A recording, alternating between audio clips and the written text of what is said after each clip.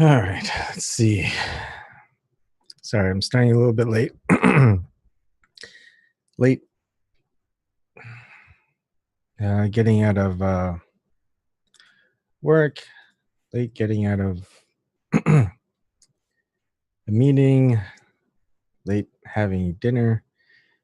And let's see. Do I have everything ready? Doesn't seem like it. It's weird.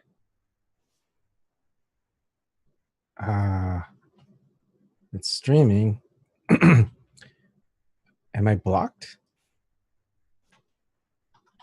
What's going on here? Shows I'm offline. Okay, shows I'm online. I just don't get an alert. Are you kidding me? I guess they don't really want anyone talking about this stuff, huh? What is going on? Hold on.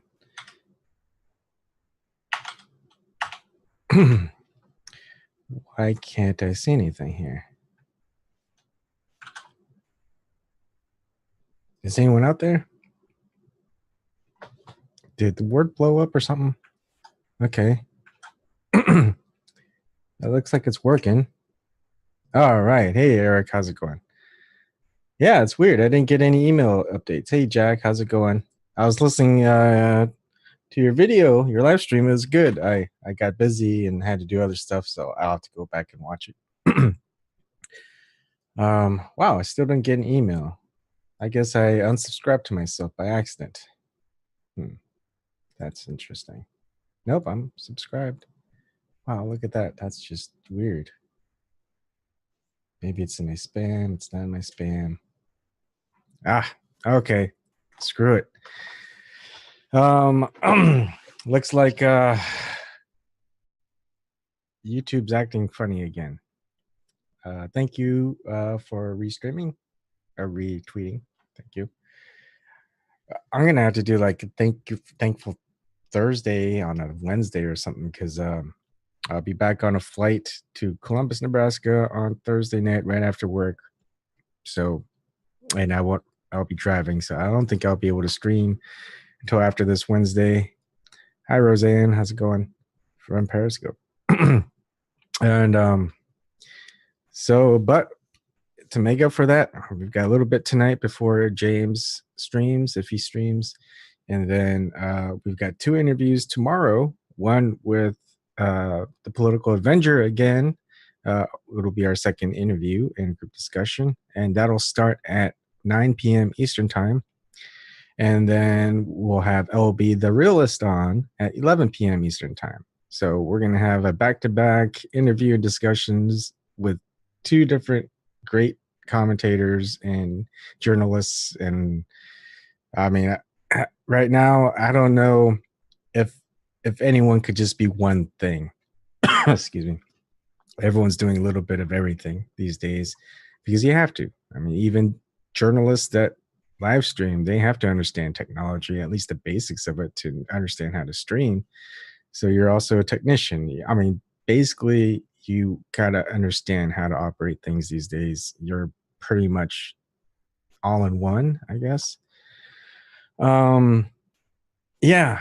So today, I kind of want to cover gun control, and I know it's still going on, and it's a big distraction. And I don't know how to fight it. It's almost not. It's logic can't do it almost. Also, another note, on March 24th, on Sunday, in Boston Common in Boston, there's going to be a march, a rally against gun control, or for gun control. I'm going to try to make it. I'm going to try to film it, and I'll probably still be here. But let's just see how it turns out. I was kind of going back and forth with, excuse me, Garden Gnome, trolling a little bit, and I think I wear like my Ruski hat thingy. My daughter calls it a pilot hat, and have my own sign while I'm filming, and probably asking people questions out there. Just see what it is that they're rallying against, why it'll matter to them. Anyways, that'll be that. And here, let's see. One thing that I want to show is I did a lot of tweeting today, which is not a thing I do very often. But Chuck Morris, he did one on perspectives on school shootings. You can listen to him live on Facebook, but I just kind of wait till he uploads just because I can't get Facebook on my work network on the Boston office. So he talks about, so I made a comment about how there's just things not to get distracted by and keeping things in perspective. Basically, what my platform is about is we each have our own perspective. We don't have to worry about groupthink or whatnot. We think independently. We have our own perspectives. No one out there is going to have the same perspective as mine, and that's fine. And I'm not probably going to have the same perspective as you either. But we can see a lot of different angles to it and just kind of keep that into consideration. So I did a calculation, and if people want, I could go through it. You can actually Google or just use any search engine out there, DuckDuckGo, and look at the data yourself. I just did it, and I came up with a thing that I've been just kind of posting everywhere. Don't get distracted. Keep things in perspective. For every one person killed in a mass shooting, 2.6 people are killed by police. This is using 2017 data. 40 people are raped. That's 2016 data. And 3,836 people died from health-related issues. That's 2015 data. Just basically looking at the CDC.gov and the top 10 causes of death. And the latest data I saw was for 2015. Anyways, once we tackle those issues, I'll be all in for gun control. And these are some, holy crap. You know how much health-related issues that we've 3,836 people for every one person killed in mass shooting. That should be our number one focus. That's the biggest thing right now. And instead of people going out on the streets protesting any of these about all these rapes that are occurring, all these people dying from health-related issues, or even the police, I'm more afraid of getting killed by the police than I am getting killed in mass shooting. The statistics, it's just right there. And one of the other things I was doing while I was looking at more data, and let me see if I can zoom in a little bit better. So I was looking at the top 10 leading causes of death by age group in the United States. Again, the latest is 2015 data. And you can see the source is from the National Vital Statistics System, National Center for Health Statistics, CDC, and where it's produced by. And so you can see the top 10 ranking 1 through 10 by age group and leading causes of death. And you can see homicide is at 369. I know it's white font with red background. It's hard to see. Is number 3 for ages 1 through 4, and that's a lot. Ages 5 through 9, homicide is 140. Basically, homicide is cause of death by, it's basically murder. And mass shootings would be based off of homicide, not unintentional injury. I don't see what the unintentional injury is, but if you're in a mass shooting, that's intentional. Homicide, 158, that's an assumption. That's the best assumption that I've got. Age 15 to 24, of course, you don't know when that breakoff point is. I don't know why they don't do 15 through 17, 18 or 15 through 17, and then 18 to 24. But it's 4,733 for the homicide rate. Now, keeping things in perspective, what I wanted to find out was how many kids, because I was kind of replying to Chuck Morris, where he said he's not interested in stats. He wants to protect children and worry about stats later. That's exactly what I want to do. But you can't. I guess I'll just read what I replied. Like, I understand. I want the same thing as a parent of two, but stats matter. Say we abolish the Second Amendment. Let's say mass shootings don't go to zero. Maybe they even go up. It didn't necessarily protect anyone, including children. Data stats is how we gauge success. Let's say the U.S. government, like the regimes under Stalin, Hitler, Pot, and Mao, end up killing hundreds of millions of civilians. It happened. Are we willing, as a nation, to forfeit what liberties granted under the United States Constitution we still have left, just to potentially save a few by risking hundreds of millions? I mean, stuff I repeat all the time. Here, you can see that I got this little snippet, and this is from PBS NewsHour. You can definitely find it if you do search engine search. Breakdown of U.S. mass shootings in 2015. Now, keep in mind, it says mass shooting defined as 4 or more people killed or wounded. So it's killed or wounded. This right here is 78, where it involved someone under 18. So basically anyone from newborn to the age of 18, 17 before they reach the age of 18. 78 people total. Now, that's people killed or wounded. That's not necessarily 78 people dead that were under the age of 18.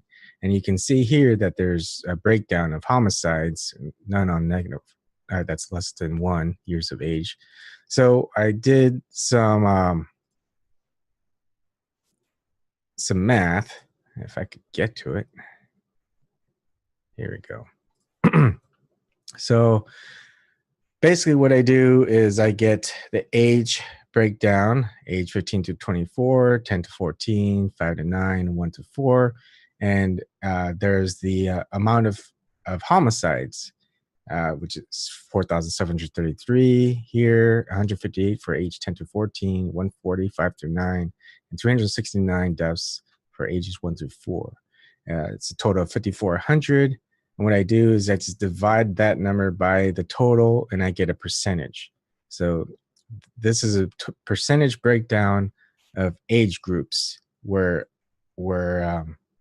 they're dying via homicide. Now, like I said before, there's 78 that's involved in mass shootings in 2015, killed or wounded. And the mass shooting is defined as 4 or more people killed or wounded. Now, this is an assumption that these homicides, they could be gun shooting deaths. We just don't know. They could be three kids killed at once. That's just not considered mass shooting. So this little snippet is based on mass shootings of 4 or more people killed or wounded. So not necessarily all killed. So there's a lot of assumptions here. I'm just trying to analyze data wherever I can find it. And it's very hard. I don't know why they make it so difficult to find raw data. And I don't want to spend hours and hours looking up the data. I just wish it was right there, but I will get to it. I will look at it more. But anyways, if you just do the math right here, based on the percentage of 78 in 2015 were involved ages that were under the age of 18, you get a total of 68.3 potential, or because they are from the homicide area, 68.3 deaths if you're age 15 through 18. Age 10 to 14, you're going to have 2.3 deaths. Age 5 through 9, 2 deaths. And age 1 through 4, 5.4 deaths. Now, for an entire year, just 2 deaths, age 5 through 9. I mean, it's horrible. Yes, absolutely. But it doesn't even make the bottom top 10. You look at, let's look at ages 1 through 4, 5.4 deaths. Ages 1 through 4, At number 10 is chronic low respiratory disease, 40. It's not even breaking the top 10 anywhere close. You look at the highest, which is ages 15 through 24, got 68.3. And you can see here, it's nowhere near breaking the top 10. None of these are top 10. I mean, all you have to do is, what do these numbers mean? Let's look at the age group 1 through 4. Out of 369 deaths by homicide, only 5.4 kids were involved in a mass shooting, either by death or by injury. That means 363.6 kids age 1 through 4 weren't. Why aren't we looking at how those 363.6 kids were killed? Were they by gun thefts? Were they by stabbing? Were they by drowning? Were they by just beaten to death? By suffocation? I would rather look at the 363.6 kids that were killed by homicide, age 1 through 4, and finding out what the hell was killing those kids than just the mass shootings that gets exploited by mainstream media. And in the perspective, for me, not necessarily anyone else, but for me, there's just bigger stuff to look into. Is banning assault rifles going to affect these 363.6 kids age 1 through 4? No, I don't think so. Is having stricter gun control going to prevent 2 deaths for kids aged 5 through 9? Kids 5 through 9, there's 140 homicide deaths, and only 2 of them were from mass shootings. So 138 deaths via homicide for those kids. How were they killed? And two of them out of 140 it's not even 1%. It's not even 1%. And people are taking to the streets. That's all I want all the commentators talking about. I'm even talking about it, and I don't want to talk about it. It's very low-hanging fruit.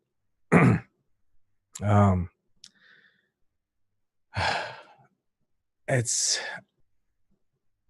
I don't know. I just think it's, I don't know. It just feels like a big distraction.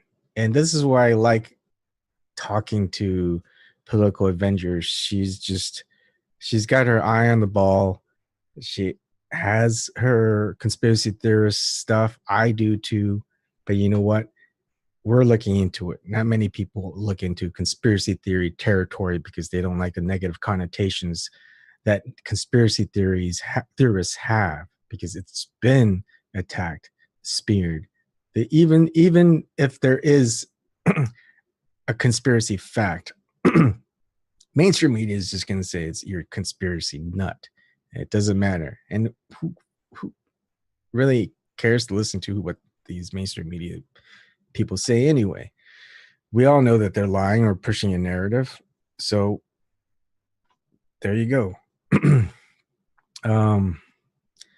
And then also I'll be the realist. He's got his own perspective and opinion on gun control. I'd like to hear his points.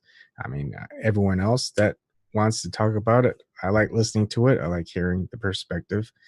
And then it just goes back around to, is there something more important, or is this the most important thing? And is it really affecting a lot of us? In my opinion, and just my opinion, we tackled all the health issues that are going on. Heck, that might actually solve some of the issues of all these homicide rates, not just by gun deaths or mass shootings, but just homicides in general, and the lives that we'll be saving. It could also save people from being depressed or having mental illness, or maybe getting in or out of mental illness because of medication, non-medication, etc. all those are important things to discuss and implement, because they could be the underlying causes that causes these mass shootings. And then there's, of course, there's the other part of conspiracy theory, which I like to talk about, is we've got I wonder if I have it, however many billions of dollars that the FBI gets directly for funding. And I think I made where is it? I did a post on Gab, and I should be able to find it. Oh, wow. My tweet got blocked. All right. Maybe I got to join. Maybe I got to join Eric in the block party. Looks like my tweet got blocked somehow. Yeah. Tweet is unavailable. What was that tweet anyway? Oh my goodness. This account has been suspended. What? Did I just get suspended on Twitter? Really? Hold on. My goodness. Did I got suspended? Best tweet. I don't think so. Maybe someone else got suspended. No, I didn't get suspended. That's wacky. What? No, it's there. I wouldn't have this up if I was suspended. Okay, something weird is up. Maybe I got no idea. All right, here it is. I'm going to Gab. So here you go. I looked it up. You can look it up too. Data for October 31st, 2014, 35,104 FBI employees. 8.4 billion direct budget, where the fiscal year of 2014 was proposed. That's $239,288.97 per FBI employee. They can't stop 13 trolls or one Florida teen shooter. It just kind of makes you wonder.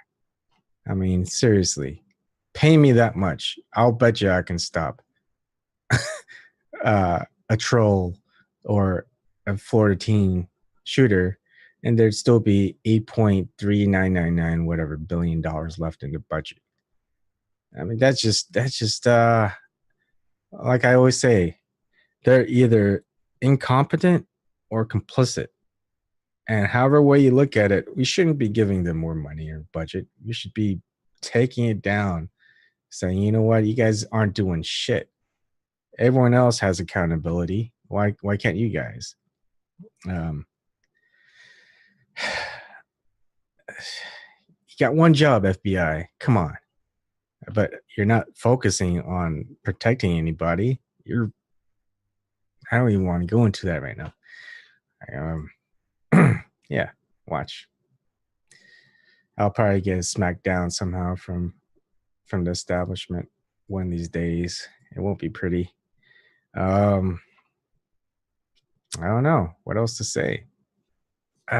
As a quality assurance engineer, as a profession, when I find bugs in software or even issues with hardware, we write up bugs telling people, hey, look, we've got an issue here.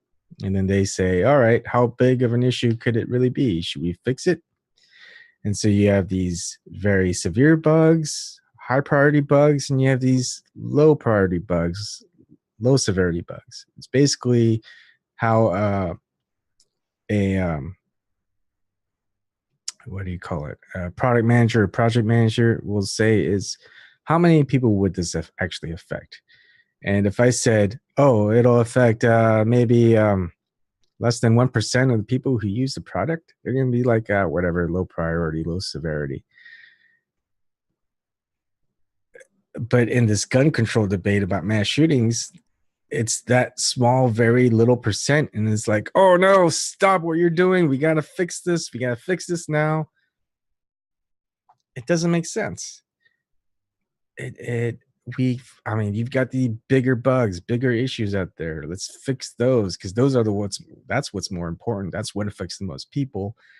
And fixing those would probably even fix the small stuff. You never know. So it just maybe someone has a different perspective. Maybe it's like someone will say, it's like what's that movie with Matt Damon where they're searching for him, Saving Private Ryan. Maybe it's Saving Private Ryan. Maybe it's we should sacrifice a couple 100,000 to save the one or the two. Hi Stevie, how's it going? Hey, doing good. Doing good. All right. I feel like I'm taking too much of a hostile position. Maybe I need someone else to show a different perspective where I might like, okay, I'll ease up a bit. Well, I agree to a point. It's like, okay. When you look at statistics, when you look at the number of kids that get killed from U.S. bombs, or you look at the amount of kids that are young people that die from opiate or, drugs and stuff like that, you look at, kids, there's a lot of things. Furniture probably kills more kids. It used to be the number one killer of kids, overturned furniture. Yep. So it's like, I get it. It's like you're trying to like that's the rationality of it. People, like, you see these horrific things and it's like just instinctive to like, we got to protect these kids, of course.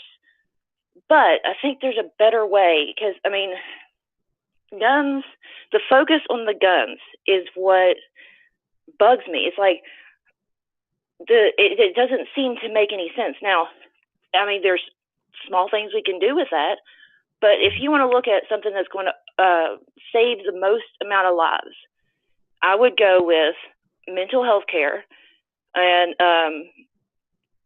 just improving our communities, because not only would it cut down on these instances, but it would also improve our lives overall. So, and you avoid the whole, people fighting over guns. That's, I don't know. It just doesn't seem like the most effective way of saving people. And that's a good viewpoint. I would, I probably wouldn't disagree. I feel like, yes, we can talk about gun control, how we can make things better, but we have to look at the data. We have to look at statistics. We have data from other states that we have varying states with different levels of gun control. And where's their good data to know that, hey, this type of law enactment actually works most of the time. It's never going to be all the time. And then we could also look at countries outside the US that implement them. And it's a little bit different because US, so many people own guns. We also have two big neighboring countries, one of them being Mexico, and there's just a lot of turmoil in Mexico and South America, focusing on like gun control over in some country in Europe is going to be different, like France compared to the US. Or in Australia. Australia is an island. France has got so many neighboring other countries. They've both got strict gun control laws, but they also still have issues. And it's just it seems to be kind of like I'd hate to say it, but the left-right paradigm it's why do we even need to bother looking at the statistics? A lot of people say that, not just liberals, but conservatives as well. It's like, we should just do something. It's like, just doing something isn't going to work. I know people want to do something, but we need to actually think about what we're doing and not just going down a bad path. Yeah, we got to be smart about it. Mm-hmm. Definitely got to be smart about it. You got, when you start giving up rights, those are things that you don't get back. Yep. So yeah, no. Banning guns it seems ridiculous, and especially when you look at all the different ways that you can. If somebody really wants to kill you, they can find a way, or kill massive amounts of people. So it's like, maybe let's treat, and not only that. If we had a healthcare system that completely treated people, mind, body, all this. It's like you wouldn't have the drugs. I mean, there would be less people on drugs. There would be less people shooting each other, shooting up schools. All this, violence. I don't know. It just seems like that would be the most effective change. Yeah. But then again, you also got to look at everything that goes into it. It's like we need more doctors, we need more nurses. Oh my gosh, it's almost like it would be a jobs program. But I snork. But it's also, we might need more doctors. We might need all those professions. But if we can't afford it, what's the point? I mean, what's the point of having more doctors if people can't, like 80% of the people can't even afford a doctor? Yeah, and that's why it's like banning guns seems like the quick, easy fix. But I mean, yeah, it's going to take time. It's going to take work. We're going to need people. We're going to need money. But look at how much money we're wasting on. Like now, people are talking about arming teachers, talking about putting police officers in there. Like, how much do you have to pay the police officers? I mean, like, so I mean, their plan would take money too. So it's not, Yeah, and also, if you look at all the data where guns are strict gun control laws, even with all these strict gun control laws, or without any gun control laws, stabbing to death, homicides are still high. I'd say they're even higher than gun deaths. I mean, we'd have to look at the data, but if there's no guns, what else have you? Knives are going to be the next best thing, and there's going to be more knife deaths than any mass shootings, even without those gun controls enacted. And that's like the next thing that I could look at. Well, several places went together and did a study. Center for Translational Epidemiology and Comparable Research out of Boston, Columbia University, Texas Southwestern School of Medicine, Boston Department of Medicine, Boston University, Columbia Law School, and all of them put together their data, and they say the number one factor is spending per state. If you order the states by what their per capita school shootings are, it all comes down to how much money is given to the local schools. So the least amount? The more money that you put in the school, the least amount of shootings they have. Okay. So the states that have a lot of money going per school hardly have any shootings. Interesting. So possibly the number one thing we could do immediately is fund the schools. Wow. Is there do they have like an average of like money that you put into schools where they see a dramatic? I didn't read through the whole study. I was trying to pull up studies and I just got the abstract on it. Yeah. From the Injury Prevention magazine. And poverty is another thing. I mean, that there are good people when they've got no outs, no money, no options. They don't go to crime, and I think that's. I mean, they're just good people. They don't want to have crime. They don't want to go down that road. I mean, I just there are people who do because they might have some other things that they just don't want their kid to die or something or starve, etc. That they'll go into crime. But like taking one's life for one of your own, that's just. I would see that as just something that poverty kind of enables. I'm not sure if I would say enable is the right word. I hope someone save me from my own mumbling here. I just feel like why would anyone really, unless you're a greedy motherfucker, why would you really, if you're rich, why would you really steal from someone from gunpoint? You really wouldn't. I don't see that happening.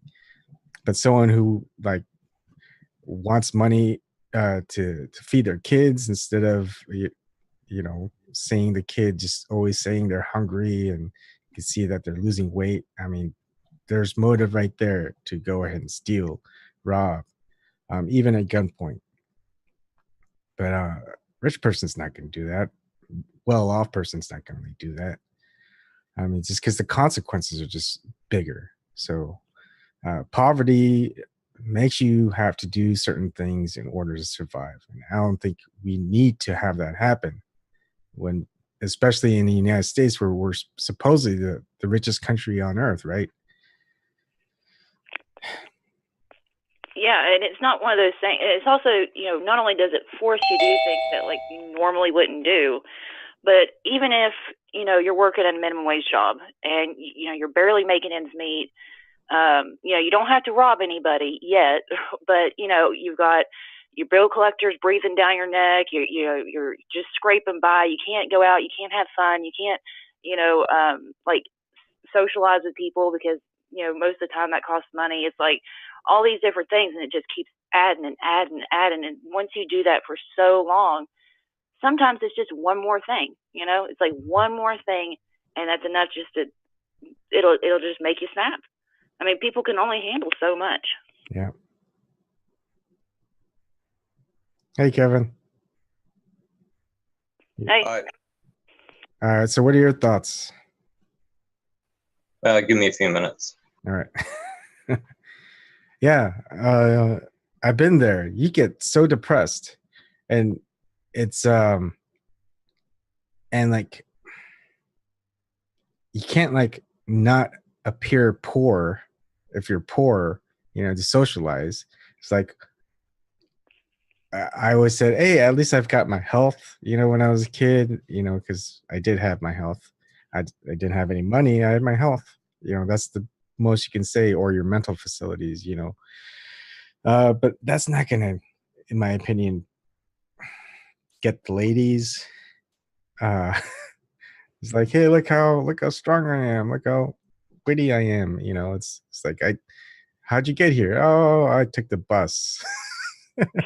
It's like, would you like to come to my place? You just have to take the 70 and then transfer to the 74. I don't know. Is that on the bus route? Yeah. I mean, what kind of I don't know, pickup line is that? Really, I'm serious. You just can't impress anybody by being poor. I don't know. Maybe it's different in other areas, but growing up around here, it's like most people are poor. So like, I never really judged anybody for like not having a car or anything. It's like, as long as you're doing something, if you're applying yourself, I mean, just being a bum is like, okay, yeah, that's, I can't go out with that, but like, I don't care. Money's like, it's whatever. It's just paper. But yeah, I bet society isn't built on that type of thought. No, not at all. Yeah. I mean, some people will only want to know you just because of how you dress, how you got there, and even employers, they just more care about where you went to school and graduated rather than about what you know. I'm not saying all of them, because otherwise I wouldn't have a job, but it's a lot of them. The first question is how much did you make at your last job? Yeah. Yeah, they're trying to find out how much what do you do this time. Sorry. Say that again, Stevie or Kevin. Oh, that's go ahead. Oh, I said because the reason they ask that is because they're trying to figure out how much they can undercut. How much are you willing to get chopped down wage wise because you're so desperate for a job? Mm-hmm. Yeah, I mean, that's like one of the first things people ask you. You meet new people or you go on a job interview. What do you do? Yeah. Like, it's not what are you good at or what are your skills or what do you do for fun? It's what do you do? What is your title? Yeah. Anyways, staying on topic. is if we had to choose gun control or fixing climate change, which one would you pick? I pick climate change. Oh, for sure, climate change. That's a lot more widespread. Yeah. That'll save a lot. The hell, that might actually get rid of the gun death thing, and it might not be direct, but because the whole climate change thing, you'd see it change energy infrastructure, employ shit tons of people. Everybody has more money. Things altogether less falling apart of crap, more all that, and that could help to lead to substantially reducing that from ever happening. If everybody's happy, nobody's got a reason to go shooting people. What about if you had to choose between gun control, saving people's lives from getting killed by guns, or universal health care? Which one is more important? Everybody? Everybody else didn't answer the question last time. I was up for climate change. I'm up for healthcare, universal healthcare. I'd go with the healthcare one too, because those gunshot victims need healthcare afterwards. Yeah. Stevie? It looks like Victor's stealing your attention there. Oh, yeah. Yeah, he's kind of getting a little jealous. Kind of snuggling tonight.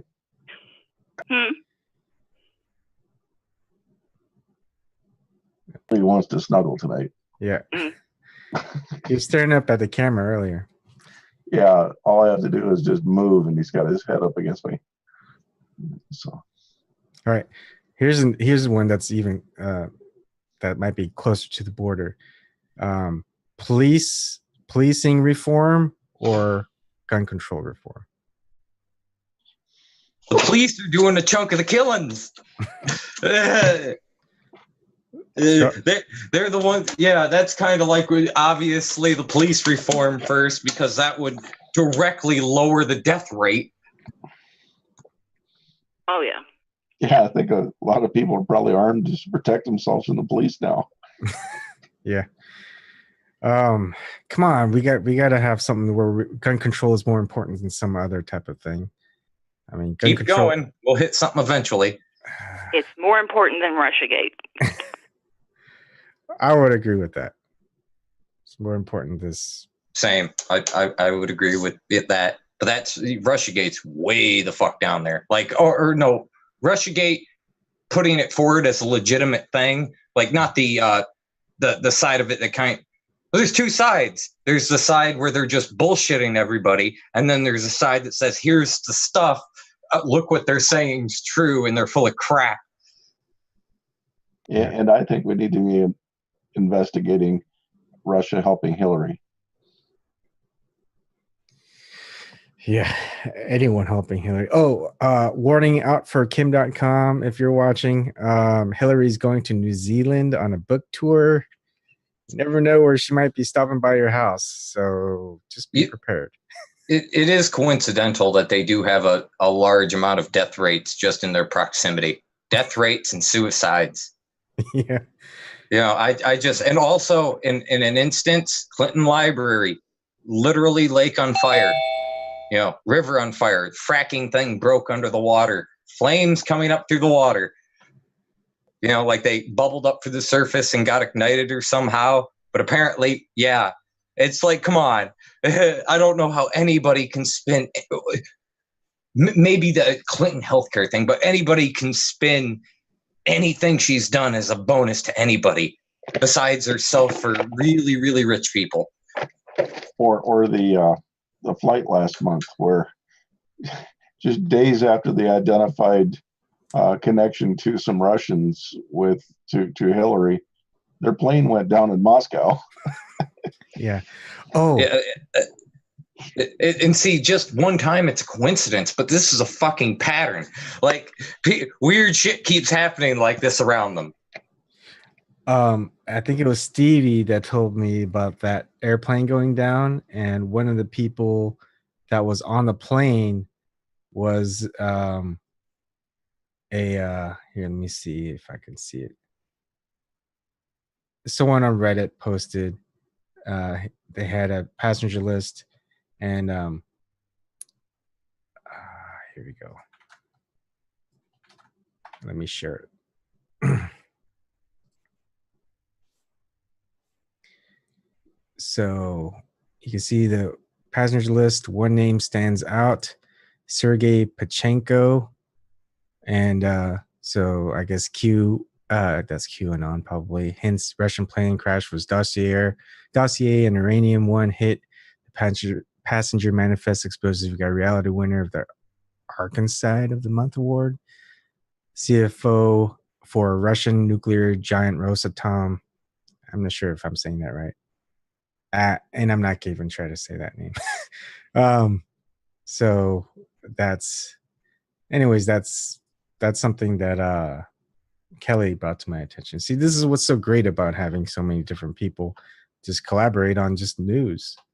It's none of us can watch everything except for maybe Jenny, Shirley, Eric, a few people that do watch everything. Rosatom is the company that facilitated the fuel going from Russia to North Korea. Oh wow! Okay. Uranium One facilitated the transfer of U.S. uranium to Russia. Yeah. So the people involved in getting uranium from U.S. to North Korea died in the flight. Does anyone else see the irony, or maybe it's not irony, that the very nuclear weapons and testing they're complaining about because they've been aggressors? Well, we have in a way to North Korea, but they've also been, but more side us, we could level them. Is it not weird that it's USA uranium that they're using to build their shit? Technically, like, got from here, isn't that just screwy? Like, that's how more of a clusterfuck could this be? All right, it's like embarrassing from every aspect. The State Department, military, Yeah, if we have gun control, why don't we have weapons material control? I know, right? I think material control material to build a bomb would be a little more important to keep your eye on, because that's not a direct result of death until something happens, and you can't really see it until that happens. Anyways, James is doing a monologue. It's only a monologue tonight, it seems. So we'll keep this going. I'll probably switch it from on topic to that's distracted by gun control to anything goes, open topic. But I'm gonna go ahead and share the monologue event while I'm going through all that. So.